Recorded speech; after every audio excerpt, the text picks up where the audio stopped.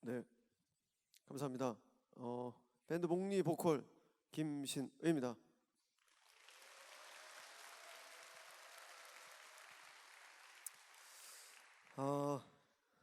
새벽 6시에 일어나서 7시에 서울에서 출발해서 여기 도착해가지고 오전 10시에 노래를 불렀습니다. 사실 그때는 좀 많이 힘들었는데 오전 10시 예배 이제 2번 불렀으니까 목이 좀 어느 정도 풀린 것 같아요. 일단 노래를 먼저 한 곡 전해드리고 그리고 말씀 나누도록 하겠습니다. 소년이 어른이 되어라는 저의 곡인데요. 들려드릴게요.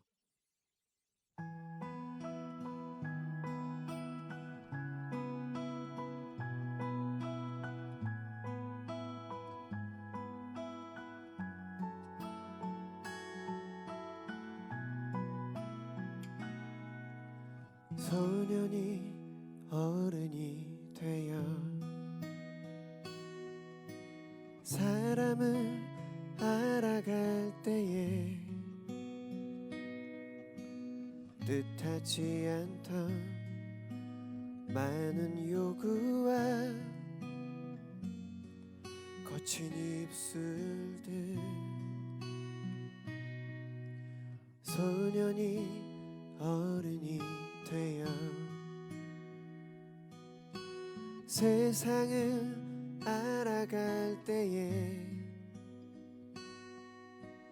하얀 마음은 점점 어두워지고 잠 못 이루는 날이 많아지겠지. 나의 오늘이 흘러가면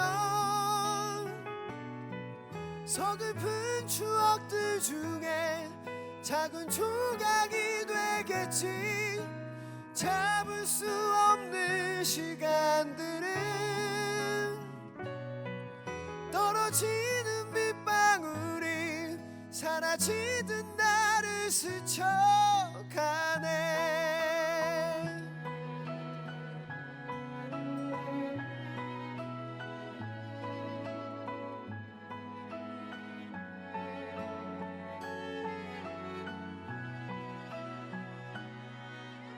소년이 어른이 되어 세상을 알아갈 때에 하얀 마음은 점점 어두워지고 눈물 흘리는 날이 많아지겠지. 나의 오늘이 흘러가면 서글픈 추억들 중에 작은 조각이 되겠지. 잡을 수 없는 시간들은 떨어지는 밑방울이 사라지듯 나를 스쳐가네.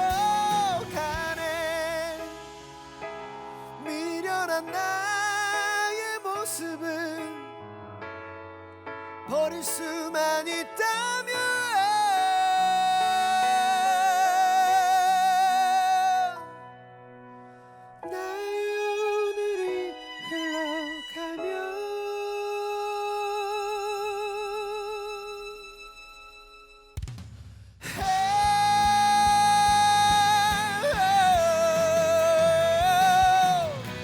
잡을 수 없는 시간들은 떨어지는 밑방울이 사라지듯 나를 스쳐. 나의 내일이 다가오면 소년의 꿈을 이뤄준 작은 노래가 돼줄게. 잡을 수 없는 시간들은 오늘도 미련 없이 나를 남겨두고 떠나가네.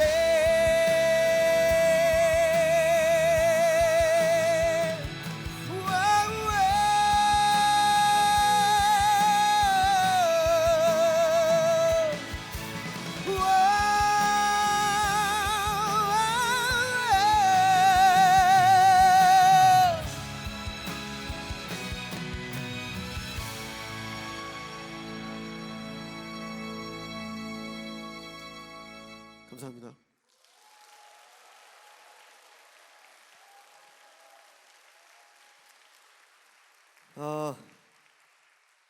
모든 일을 죽게 하듯 하라. 최선을 다해서 불렀습니다.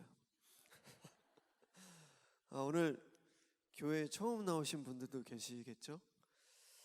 제가 그분들을 위해서 실화를 하나 말씀드리겠습니다. 1961년 4월 12일 소련의 우주비행사가 있었습니다. 당시 27살의 유리 가가린이라는 분인데, 이분이 인류 최초로 우주 여행을 하게 됩니다. 대단하지 않습니까? 1961년도에 우주를 여행했다. 당시 27살입니다. 그분이 이제 지구상공을 날아서 우주를 날아갔죠. 그래서 우주에서 지구를 바라봅니다.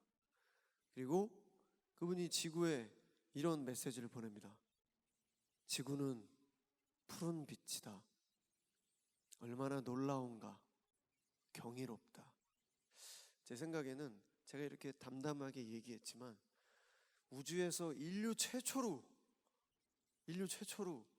지구를 바라본 그 마음은 정말 가슴이 터질 것 같은 그런 기분이지 않았을까요? 제가 사진을 준비해 왔습니다. 정말 푸른 빛이죠. 여러분 생각해 보십시오. 온 우주를 통틀어 유일하게 지구만 푸른 빛입니다. 정말 경이로운 일입니다. 제가 생각했을 때 뭔가 엄청 큰 절대적인 그런 존재가 의도적으로 만들지 않은 이상 이럴 수가 없는 거죠. 사실 이 넓은 우주, 광활한 우주, 아직도 발견되지 않은 그 광활한 우주에 지구만 유일하게 푸른 빛입니다. 이곳에서는 생명이 살 수 있습니다. 그리고 여러분, 지구는요 완벽해요. 과학적으로 완벽합니다. 사계절, 태양이 조금만 가까이 있어도 저희들 다 타 죽는 거 아시죠? 과학적으로 완벽한 그런 지구인데, 저는 분명 그 절대자 하나님께서 만드셨다고 저는 믿고 있습니다. 성경 구절을 잠깐 보겠습니다. 창세기 1장 1절에 보면 태초에 하나님이 천지를 창조하시니라. 그리고 요한복음 1장 3절에서 4절 말씀을 보면요, 모든 것이 그분을 통해 창조되었으니 그분 없이 생겨난 것은 아무것도 없었다. 그분 안에는 생명이 있었고 그 생명은 사람들의 빛이었다. 그리고 이사야 43장 21절 말씀을 보면요, 진실로 이 백성은 나를 찬양하게 하려고 내가 나 자신을 위하여 손수 지은 내 백성이다. 사실 제가 얼마나 제가 뭐 대단한 사람도 아니고, 또 제가 그렇다고 이 강단에 설 만큼 거룩하고 뭐 착하고 절대 이렇지 않습니다. 정말 이 강단에 그 오전에 10시에 섰을 때 너무너무 떨렸어요. 이 강단에서 노래하는 건 처음이었습니다. 너무너무 떨렸고, 하지만 하나님께서 분명히 부르심을 또 믿고 있고요. 그리고 제가 여기서 설교를 할 수는 없지만 제가 만난 하나님을 잠시 소개하고 내려가도록 하겠습니다. 여러분, 저는 제가 제 인상이 어떤지는 모르겠지만 저는 학창 시절 때 선생님들한테 칭찬을 받아본 기억이 거의 없습니다. 물론 공부도 안 했을 뿐더러 특히 고등학교 때는 이제 제가 밴드 음악을, 이제 락 음악에 심취해 있었고 밴드 음악을 하고 있으니까 분명 선생님들 눈에는 제가 이렇게 마음에 안 들었을 것 같아요. 그래서 항상 선생님들과의 관계가 되게 어색했고, 그리고 뭔가 그 찬란한 학창 시절, 그런 학창 시절이라기보다는 좀 되게 좀 좋지 않은 기억이 많은 그런 학창 시절을 보냈습니다. 제가 뭘 잘하는지도 몰랐고, 어, 그리고 그냥 좀 아무 생각 없이 이렇게 좀 학창 시절을 보낸 것 같아요. 고등학교 3학년 때 대학 진학 상담을 받잖아요. 저희 담임 선생님께서 윤리 선생님이셨는데 저를 옆에 앉혀놓고 이런 말씀하셨어요. 정말 진지하게, 신이야, 너는 대학 말고 군대를 먼저 가는 게 네 인생에 빠를 것 같다. 정말 진지하게 얘기하셨어요.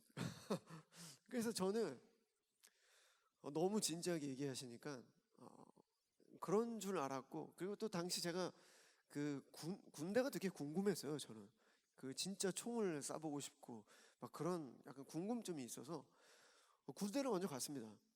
군대를 먼저 갔는데 강원도 양구에서 제가 군 생활을 보냈어요. 뭐 다들 아시겠지만 양구 지역은요, 우리나라 최대 침식 분지입니다.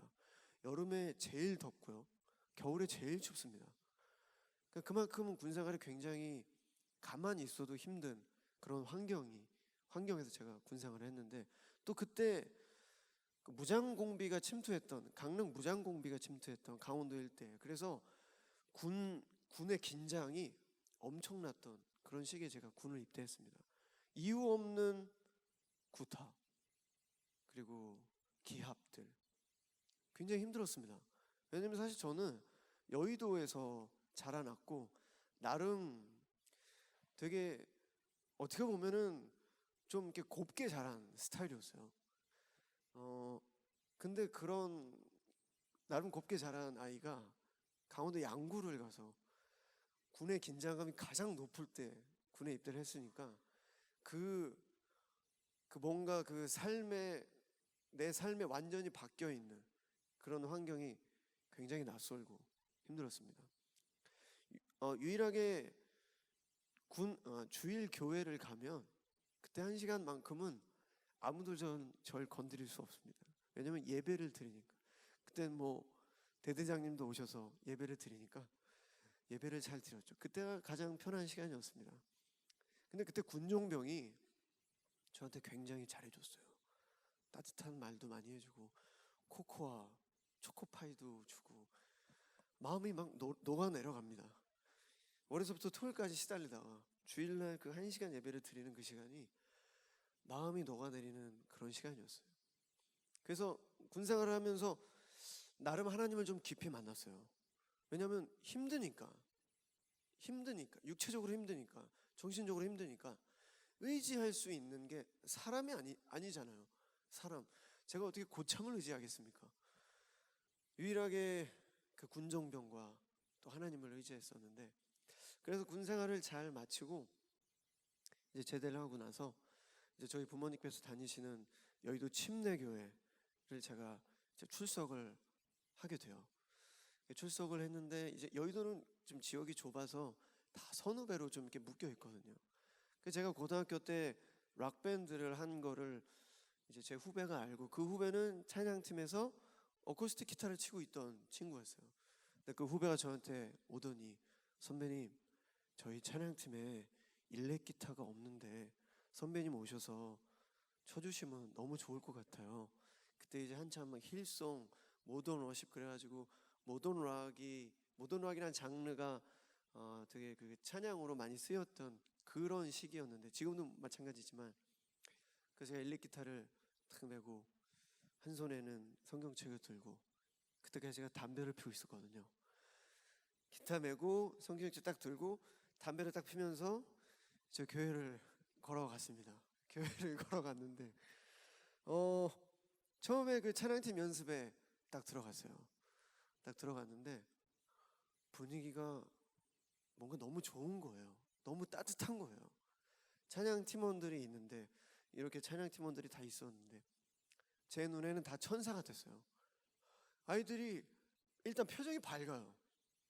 표정이 너무 밝고 목소리가 일단 피치가 좀 올라가 있어요. 되게 밝은 거죠. 그러니까 그렇지, 교회라는 곳이 이렇게 밝은 곳이지. 제가 군 교회를 경험하다가 여의도 침례교를 왔으니까 뭔가 밝은 거죠. 그래서 기타를 쳤습니다. 기타 일렉 기타를 딱 꺼내서 뭐 사실 저한테 있어서 그 코드 이제 주로 이제 코드를 보고 연주를 하잖아요. 별로 어렵지 않았습니다. 그래서 기타를 그 코드에 맞춰서 그 스케일 안에서 제가 연주를 하고 딱 이렇게 기타를 치는데 그때 찬양 인도를 하셨던 목사님께서 제 어깨를 탁 만지시면서 분명 저한테 담배 냄새가 났을 거예요. 그런데도 제 어깨를 만지시면서 신이 형제 기타 참 잘 치네요. 소리 참 좋아요. 저한테 칭찬해 주시는 거예요. 근데 여러분 저는 학창 시절 때 칭찬을 받아본 기억이 거의 없습니다. 그리고 그게 저한테 있어서 상처인 줄 몰랐어요. 제가 남자였고 또 좀 무던했고 그래서 그런 것들이 상처라고 얘기하는 것조차 뭔가 창피하고 뭔가 좀 그런 자존심 상하는 그런 얘기였었는데 그 목사님께서 칭찬해 주시는데 온몸이 찌릿한 거예요. 온몸이 찌릿하면서 뭔가 울컥하면서 그런 뭔가 말로 표현할 수 없는 감정이 제 마음 안에 싹 들어오면서 마치 상처에 연고를 바르는 것 같은 그런 느낌이 들었었어요. 그래서 찬양팀을 너무 사랑하게 됐죠. 이게 교회구나. 이게 교회 공동체구나. 그러면서 그 찬양팀 생활을 하면서 제가 너무 많은 사랑을 받고 또 회복이 되고 또 이런 생활을 하게 됐습니다. 그러면서 이제 칸타타 저희 여의도 침례교회는 칸타타를 이제 드리는데 칸타타를 되게 좀 규모가 굉장히 좀 크게 하나님께 찬양을 드려요. 근데 그때 찬양 그 칸타타 솔로곡을 이제 솔로가 불러야 되는 솔로리스트가 있었는데 곡이 좀 원체 높았어요. 근데 목사님께서 김신희 형제가 고음이 잘 된다 뭐 이런 얘기를 어디서 들으셔가지고 저를 찾아오셨습니다. 그래서 한번 불러보라고. 여기 그분이 누구시냐면 이 교회가 그 모교예요. 모교신데 이제 그 백현우 목사님이라고 저희 여의도 침례교회 음악 목사님 여기 그 아버님 되시는 목사님도 여기 계시는 것 같은데 그 백현우 목사님께서 저한테 오디션을 보라고 하셔서 제가 갔어요. 근데 저한테는 사실 그렇게 높지 않았습니다. 그 노래가. 그래서 제가 당당히 그 오디션에서 합격을 해가지고 칸타타 솔로를 하게 됐어요. 이 앞에 한 60명 정도의 오케스트라와 성가대 한 100명 정도의 성가대 어린이 성가대까지 다 합쳐서 한 100여 명이 넘는 성가대가 뒤에서 콰이어로 노래를 부르고 그리고 2층까지 다 찬 모든 성도들의 그 하나님을 찬양하기 위해서 그 칸타타를 함께 찬양하기 위해서 오신 그 모든 성도들 그 가운데 제가 솔로를 하려고 딱 섰습니다. 굉장히 떨렸죠. 그런데 여러분 솔로를 굉장히 잘 불렀습니다. 그러고 네 감사합니다. 그러고 딱 내려왔어요. 딱 내려왔는데 목사님을 통해서 또 많은 성도님들을 통해서 와 신이 형제 노래를 너무 잘하네요 이런 얘기를 듣는 거예요. 또 칭찬 세례가 막 연고가 그냥 막 발라지면서 제가 그 자존감이 낮아졌다라는 걸 전혀 눈치를 채지 못했는데 저의 낮아진 자존감이 점점 올라오기 시작했습니다. 교회, 좋은 공동체, 찬양팀 물론 그 중심에는 하나님이 계셨죠. 하나님을 통해서 제 자존감이 점점 살아나기 시작했습니다. 그래서 제가 문득 이런 생각이 들었어요. 내가 음악에 소질이 있나? 내가 음악에 재능이 있나 보다.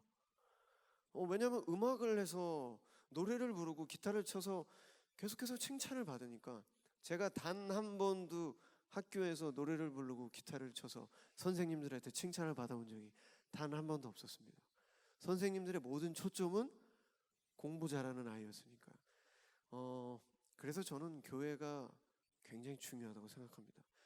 여러분 세계적인 음악 거장들이 대부분 다 교회에서 음악을 배워요. 왜냐하면 교회는 드럼을 쉽게 접할 수가 있습니다. 모든 악기들이 다 준비가 되어 있죠, 교회에서는.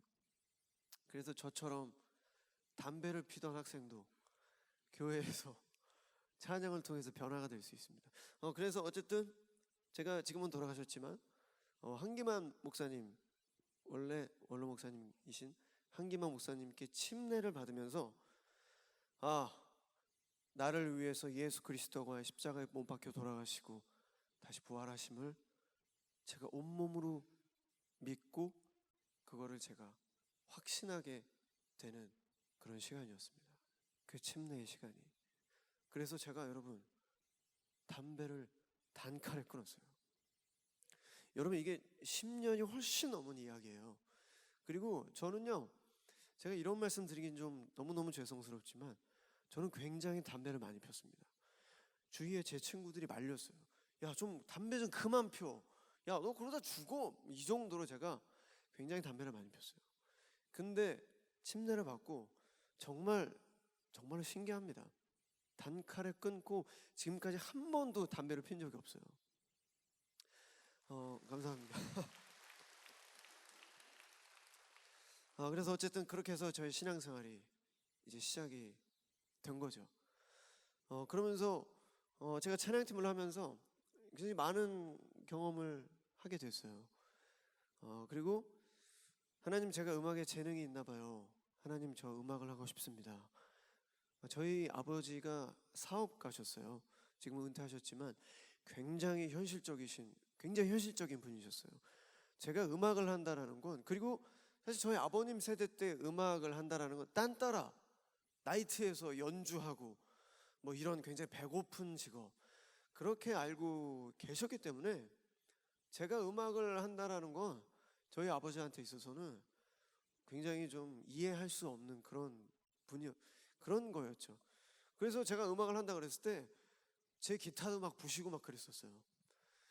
근데 제가 하나님 앞에 작정 기도를 했습니다. 하나님, 제가 교회에서 이렇게 칭찬받고 또 제가 노래하고 찬양하고 기타 치고 저 음악에 재능이 있는 거 아닙니까? 하나님 저한테 그런 재능 주신 거 아닙니까? 한 달 동안 작정 기도를 했습니다. 새벽 기도를 다녔죠. 그때 이제 그때 당시에는 제가 군에 제대하고 나서 대학을 들어갔어요. 지금 대전에 있는 모건대학교를 들어갔었는데, 모건대학교를 다니면서 제가 그 모건대학교 근처에 있는 조그만 개척교회를 그 새벽 기도를 다녔었죠. 새벽 5시에 새벽 기도를 다니면서 기도를 했어요. 한 달 동안. 음악을 해도 되겠습니까? 어떻게 해야 되겠습니까? 아버지는 저렇게 반대하시는데 저는 어떻게 해야 될까요? 앞으로 제 삶의 목표를 뭘로 정해야 될까요? 뭐 그런 식으로 기도를 계속했습니다. 결국 제가 드는 응답은 설교를 통해서였는데, 그 설교 제목이 강점으로 일하라였어요. 강점으로 일하라. 그 설교 내용인즉슨 이거였습니다. 골리앗에게 하나님이 힘을 주셨는데, 구원하라고 힘을 주셨는데, 그 골리앗이 힘은 안 쓰고 자꾸 쓸데없는 수수께끼나 하고 농담이나 하고, 이렇게 그 하나님께 주신 재능으로 하나님께 영광을 돌리지 않고 자꾸 다른 걸로 뭔가를 하려고 하다 보니까 골리앗이 엉뚱한 길에 빠지게 됐다, 이런 내용이었어요.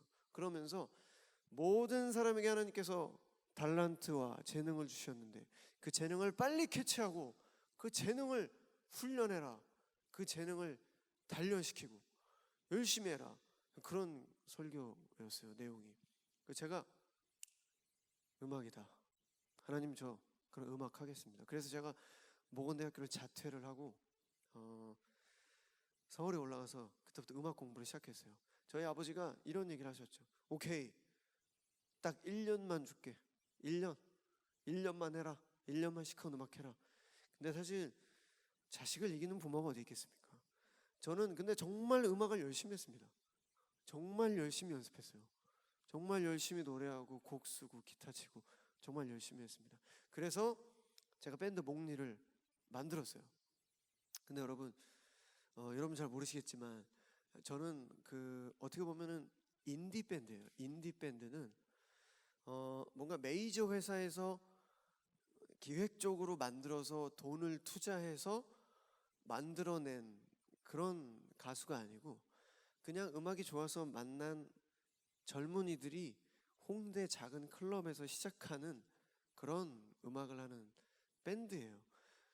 그러니 저희가 처음 공연했을 때 저희 밴드가 4명이거든요. 4명. 저 포함해서 4명인데 공연장에 관객이 3명이었습니다. 저희 밴드보다 관객도 적었어요. 근데 또 중요한 건 그 2명은 또 제가 아는 사람이었어요. 아무튼 그렇게 어려운 시절이 있었죠. 어려운 시절이 있었는데 하지만 저는 꿈이 있었습니다. 그리고 제 뒤에는 반드시 하나님이 함께 계신다는 그 믿음이 있었기 때문에 전 단 한 번도 후회해 본 적이 없어요. 음악을 하면서. 물론 제가 음악을 하면서 참 많은 어려움들이 있었습니다. 그런 어려움들이 저를 단련시켰고 또 연단시켰고 그래서 이제 제가 이제 음악을 하면서 저희 담임 목사님께서 하루는 이런 말씀하셨어요. 그러니까 지금 제가 말씀드리는 시기는 어느 정도 밴드 목리가 대중적인 인기를 얻고 있을 때 그때 이제 담임 목사님께서 신이야 세상 속에서 더 열심히 해라. 그리고 더 올라가라. 더 유명해져라. 그리고 그 자리에서 하나님을 선포해라. 저한테 그런 말씀하시면서 그리고 수요일 저녁 예배를 찬양 예배로 하고 싶은데 네가 했으면 좋겠다. 찬양 인도를. 그래서 그때 저희 담임 목사님께서 제가 말씀드린 지금 담임 목사님은 제가 10여 년 전, 그러니까 2001년, 2002년 그때에 굉장히 오래전이죠. 그때 기타를 메고 담배를 피고 가서 기타를 쳤을 때 제 어깨를 두드려주고 격려해 주셨던 그 목사님이세요. 그 목사님이 제 2대 담임 목사님으로 지금 공명호 담임 목사님으로 여의도 침례교회를 이제 인도하고 계신데 그 목사님과의 인연이 굉장한 거죠. 사실 저한테 있어서는 굉장히 특별합니다. 그래서 목사님께서 같이 점심을 먹자. 점심 식사를 했습니다. 근데 목사님이 이런 말씀하셨어요. 신이야, 세상 속에서 유명해지는 거 중요하다. 근데 예를 들게 정말 단적인 예야. 네가 만약에 맥주 광고를 찍었다고 치자.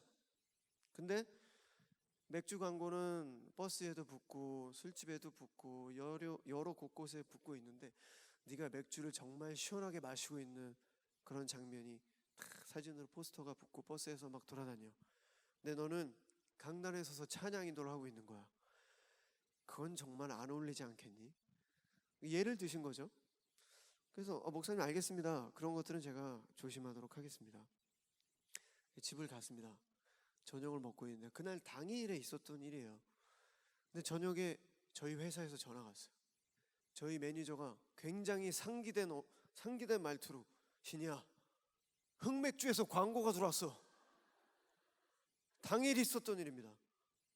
이 왜 운명의 장난인가.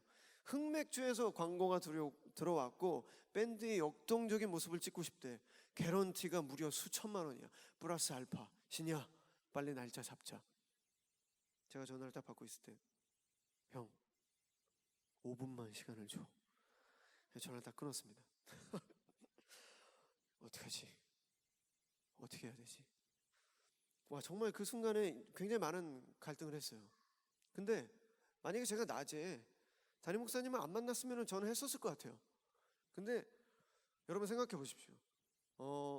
교회를 인도하는 담임 목사님은 곧 영적 리더잖아요. 저는 곧 하나님의 말씀이라고 생각합니다. 그렇게 믿고 있고요. 그리고 저는 그런 영적 권위를 굉장히 존중하고 또 그래서 제가 하나님이 말씀하셨다고 생각했어요. 게다가 예를 맥주 광고로 드셨잖아요. 저희 담임 목사님께서.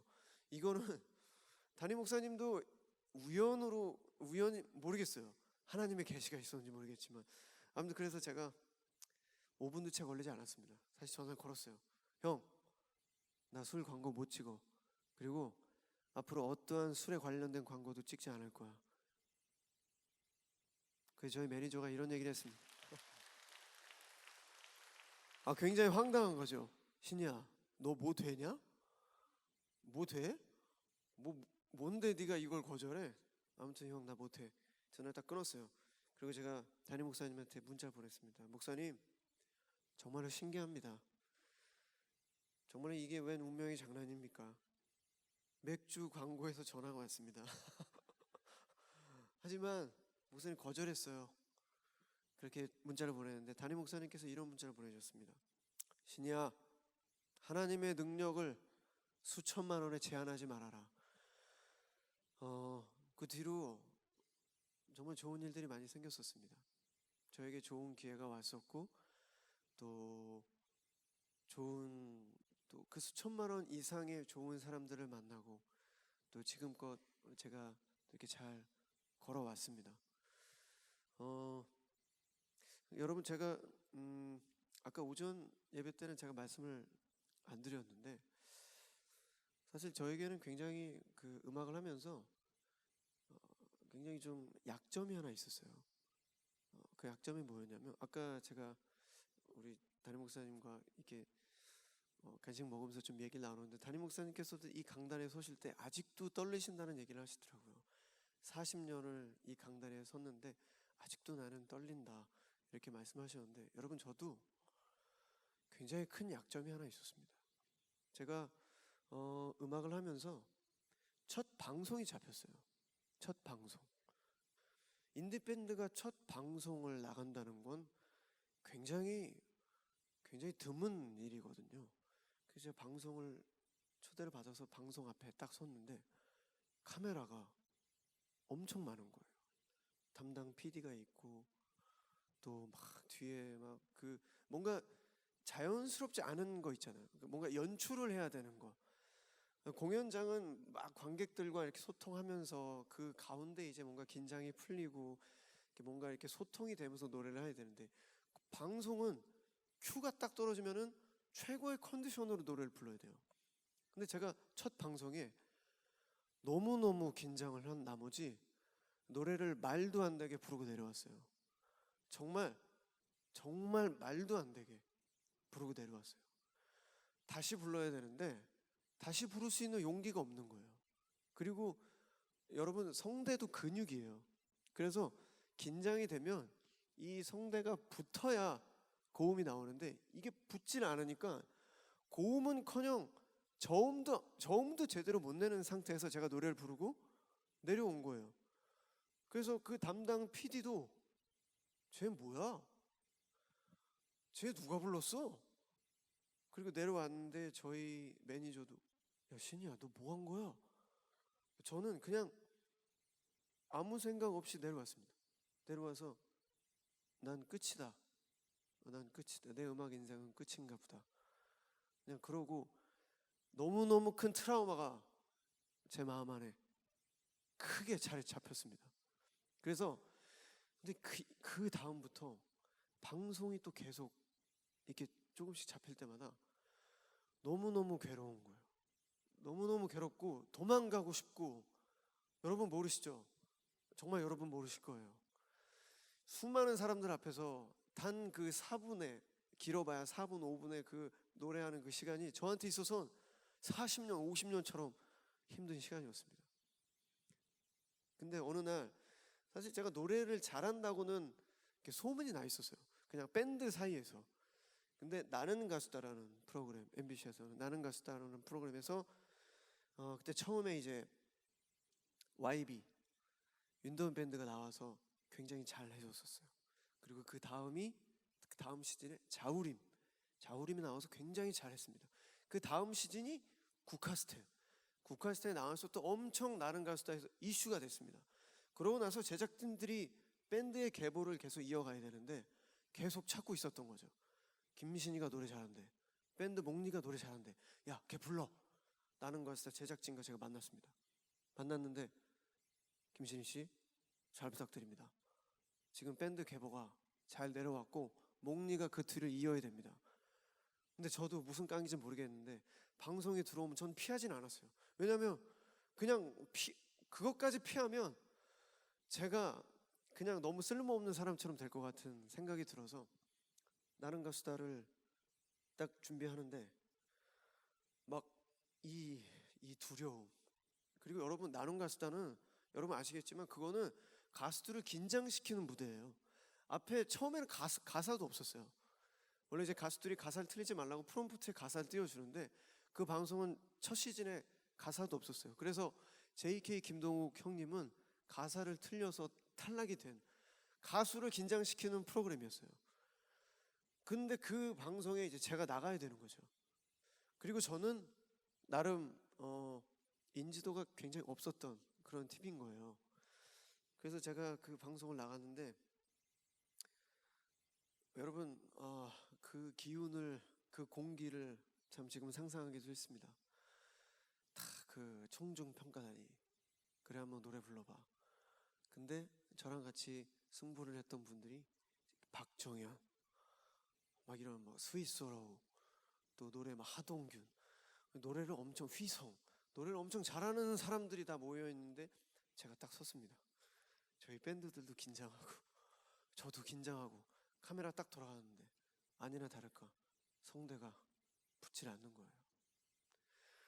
그 괴로움, 그 두려움, 그 무서움, 이 도망가고 싶음, 탈출하고 싶은 그 심정으로 제가 무대를 마쳤어요. 뭐 광탈했죠, 광탈.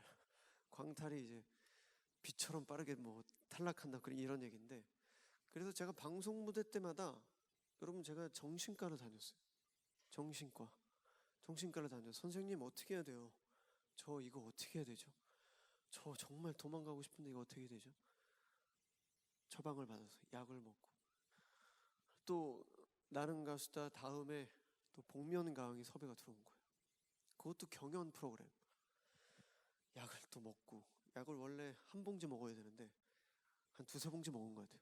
두세 봉지 먹고 우황청심원 먹고, 그러고 무대를 섰는데도 이게 극복이 안 되는 거예요. 그래서 정말 제가 엄청 좌절했어요, 여러분. 너무너무 좌절했습니다. 제 음악 인생에 있어서 정말 큰 좌절. 그리고 정말 하나님을 진짜 많이 붙들었어요. 새벽기도 나가서 하나님, 도대체 저한테 왜 이러세요? 하나님 주신 기회잖아요. 근데 왜 제가 이렇게 노래를 못 불러요? 이 무대만 서면, 카메라 앞에만 서면 왜 저는 이렇게 작아져요? 도대체 왜 그러시는 거예요? 차라리 섭외를 하질 말으시던가. 정말 하나님한테 너무 많이 따졌습니다. 근데 열린음악회에서 한 번은 또 섭외가 와서 제가 이제 나가야 되는데, 열린음악회 여러분 KBS 홀 대강당입니다. 수백 명의 사람들, 100명이 넘는 오케스트라와 굉장히 좀 이렇게 전통 있는 음악회잖아요. 제가 거기서 노래를 해야 되는데 또 담당 PD님이 제가 아까 처음에 불러드렸던 소년이 어른이 돼요, 굉장히 높은 노래인데 그 노래를 불러달라 그러는 거예요. 또 제가 약을 또 이렇게 준비하고 오늘 어떻게 극복해야 되나, 오늘 어떻게 해야 되나, 그래서 딱 아침에 딱 나가는데 저희 와이프가 저한테 기도를 해주는 거예요. 오빠가 무대를 잘하던 못하던 그거는 그렇게 중요하지 않아. 그리고 그거는 누구에게도 기억되지 않아. 오빠가 무대를 잘했던 못했던 시간이 지나면 그 누구도 기억할 수 없어. 그리고 오빠 생각해봐. 하나님은 오빠가 무대를 즐기길 원해. 오빠가 무대에서 두려워하는 걸 원치 않아. 아무것도 아니야. 지나고 나면 아무것도 아닐 거야. 근데 그 얘기를 듣는데 뭔가 한 대 맞은 것 같은 그런 깨달음이 있었어요, 저한테. 그래. 내가 무대를 잘 하던 못하던 이게 무슨 상관이지? 그래봐야 이 작은 지구에서 정말 작은 존재들이 만든 그 방송에 내가 나가서 노래하는 것 뿐인데. 그래서 제가 그날 노래를 딱 부르러 무대에 딱 섰습니다. 근데 그 순간 공기가 틀린 거예요. 약간 그 여러분 그 뭔가 느낌이 온다 그러잖아요. 공기를 맞는데 제가 여지껏 맡아본 그런 방송의 공기가 아니었어요. 뭐지 이 공기는? 굉장히 포근한데? 뭔가 담대함이 생기는 거예요, 제 마음 안에. 그래서 제가 그날 완전 대박 쳤습니다, 여러분. 제가 완전 무대를 정말 휘어잡았습니다. 담당 PD님이 너무 좋았어요 막 이러면서, 제가 그래서 그때 뭔가 살짝 극복이 된 거예요. 그래서 불후의 명곡에서 연락이 왔습니다. 연락 딱 왔는데, 불후의 명곡 경연 프로그램 나가볼까? 약을 챙기려다가 안 챙겼어요. 좋아, 한번 나가보자. 뭐 하나님이 함께 하시겠지? 약간 이런 담대함으로 그 무대에 딱 섰습니다. 근데 제가 2주 만에 2주 연속 우승을 했어요. 완벽하게 극복했어요. 물론 수많은 어려움들이 있었습니다.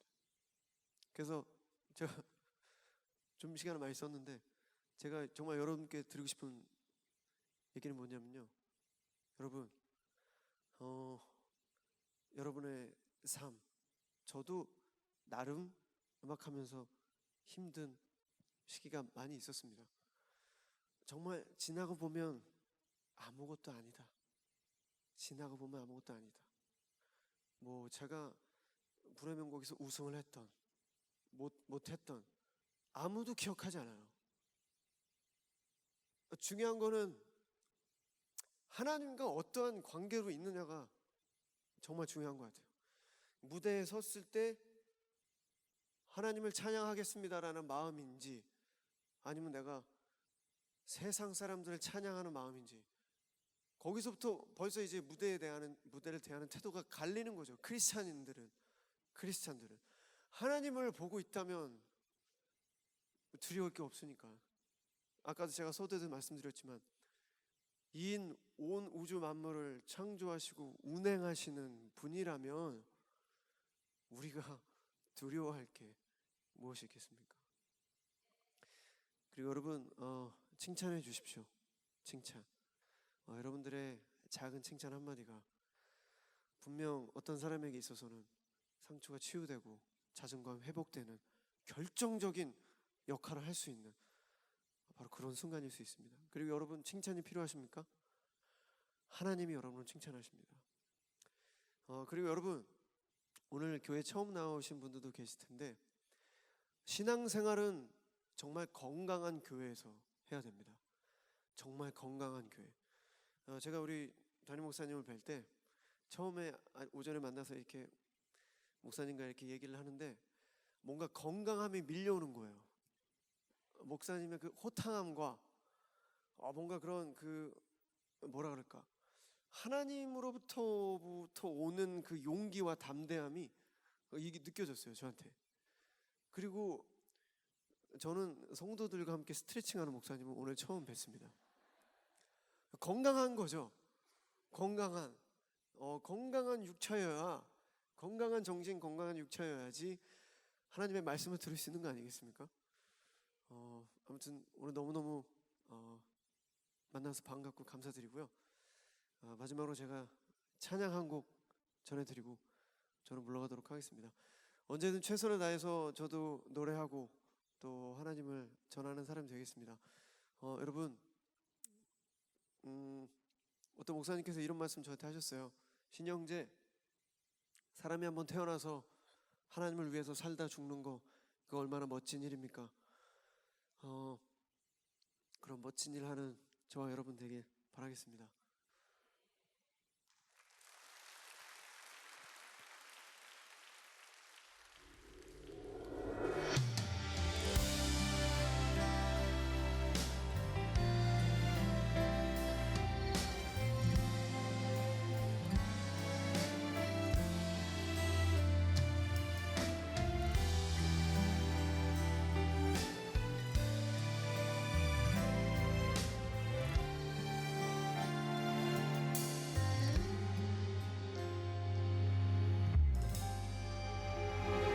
괴로움과 슬픔 있는 곳, 나 비록 여기 살아도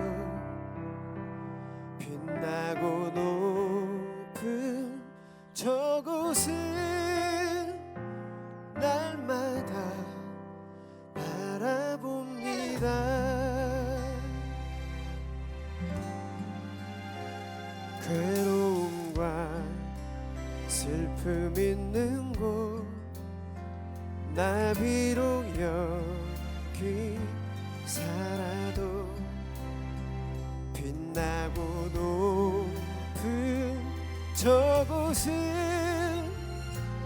날마다 바라봅니다. 저 높은 곳을 향하여 날마다 나아갑니다. 내 뜻과 정성 모두와 날마다 기도합니다. 내 주여 내 발 붙드사 그곳에 서게 하소서. 그곳은 빛과 사랑이 언제나 넘치옵니다.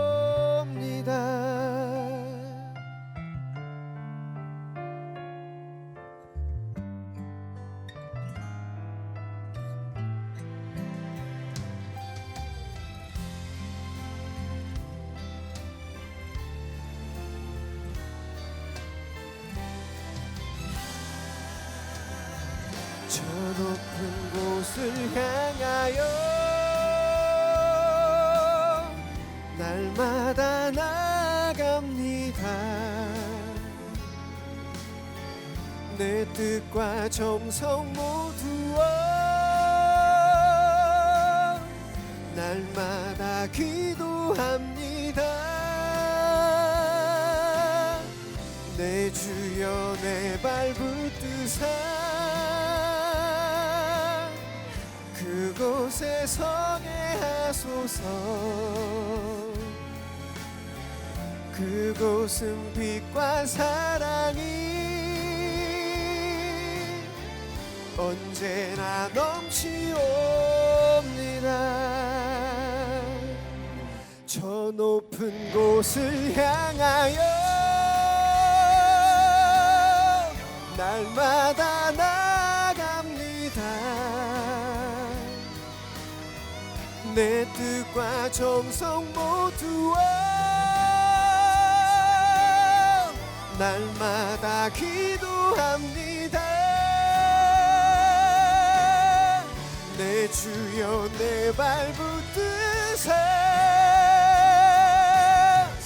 그곳에 서게 하소서. 그곳은 빛과 사랑이 언제나 넘치옵니다. 그곳은 빛과 사랑이 언제나 넘치옵니다.